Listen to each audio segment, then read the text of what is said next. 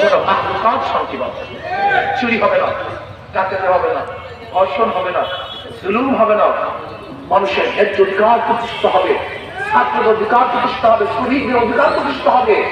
ইসলামী আন্দোলন বাংলাদেশ চুরি করবে না, ডাকাতি করবে না, অন্যায়ভাবে বিদেশে টাকা পাচার করবে না, দেশের সম্পদ দেশি রক্ষা করবে, প্রত্যেকটা মানুষের জন্য ব্যয় করবে।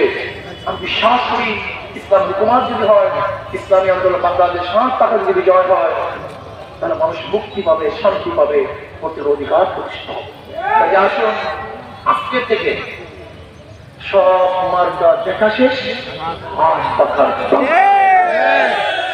না, সব মার্কা দেখা শেষ।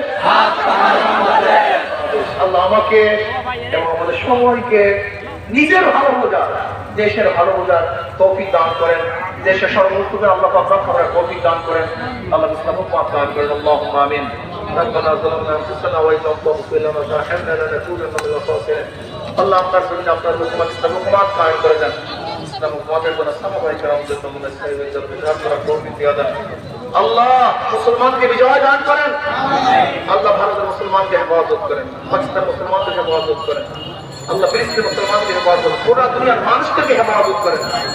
আল্লাহ ভারতের নিরহ মানুষকে হেফাজত করেন। আল্লাহ পাকিস্তানের সমস্ত নিরহ মানুষকে হেফাজত করেন। رب الحمد ما كما ربنا يا رب. سبحان ربك رب العزة عما يصفون، سلام على المرسلين।